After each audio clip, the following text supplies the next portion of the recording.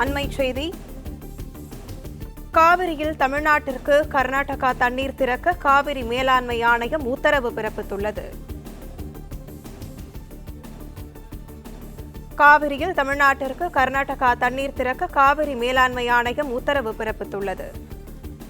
காவிரி ஒழுங்காற்று குழு பரிந்துரையின்படி வினாடிக்கு 3500 கன அடி வீதம் 15 நாட்கள் திறக்க கர்நாடகாவிற்கு உத்தரவு பிறப்பிக்கப்பட்டுள்ளது. இது குறித்த கூடுதல் விவரங்களோடு செய்தியாளர் நிரஞ்சன் இணைப்பில் உள்ளார்.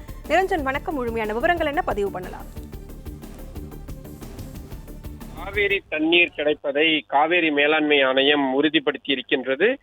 தேவைப்படக்கூடிய அளவு இல்லை என்றாலும் சுத்தமாக ஒண்ணுமே இல்லாமல் இருப்பதற்கு ஒரு ஒரு ஒரு ஒரு நிவாரணமாக, ஒரு இடைக்கால நிவாரணமாக தற்பொழுது காவேரி மேலாண்மை ஆணையம் இந்த உத்தரவை கொடுத்திருக்கிறார்கள். ஏற்கனவே காவேரி ஒழுங்காற்று குழு வினாடிக்கு 3500 கன அடி வீதம் அடுத்த 15 நாட்களுக்கு தண்ணீர் திறந்துவிட சில தினங்களுக்கு முன்பு பரிந்துரை கொடுத்திருந்த நிலையில் அது குறித்து இன்றைய தினம் காவேரி மேலாண்மை ஆணையத்தின் கூட்டமானது காணொலி காட்சி வாயிலாக நடத்தப்பட்டது.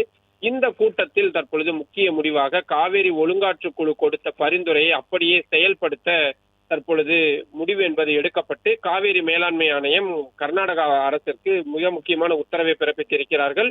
அதன்படி அடுத்த 15 நாட்களுக்கு 3500 கன அடி வீதம் தண்ணீரை திறந்துவிட வேண்டிய ஒரு கட்டாயம் என்பது தற்பொழுது கர்நாடகா அரசுக்கு ஏற்பட்டிருக்கிறது. தமிழ்நாட்டிற்கு குடிநீர் ஆதாரத்திற்கும் விவசாயத்திற்கு குறைந்தபட்ச தண்ணீராவது இதன் மூலமாக பூர்த்தியாகும் என்று எதிர்பார்க்கலாம். ஏனென்றால் கர்நாடகா அரசு தொடர்ச்சியாக காவேரியிலிருந்து தண்ணீரை முழுமையாக திறந்து விடாமல் இருந்து வந்த நிலையில் தற்பொழுது அங்கு இருக்கக்கூடிய தண்ணீரின் அளவு, மழை பொழிவின் அளவு உள்ளிட்டவற்றை அலசி ஆராய்ந்து காவேரி மேலாண்மை ஆணையம் இந்த ஒரு முக்கிய உத்தரவை பிறப்பித்திருக்கிறார்கள். இது போதுமான அளவு இல்லை என்றாலும் கூட ஒரு இடைக்கால நிவாரணமாக இதை நாம் எடுத்துக்கொள்ள வேண்டியதுதான். ஆனால் இந்த தண்ணீரையாவது கர்நாடகா கொடுக்குமா என்பதுதான் தற்பொழுது எழுந்திருக்கக்கூடிய மிக முக்கியமான கேள்வி.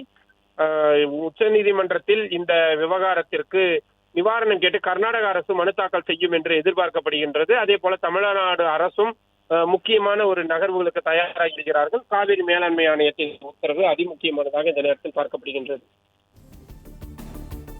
பிளே ஸ்டோர் மற்றும் ஆப் ஸ்டோரில் இருந்து பாலிமர் செயலியை QR கோடு மூலம் பதிவிறக்கம் செய்யுங்கள்.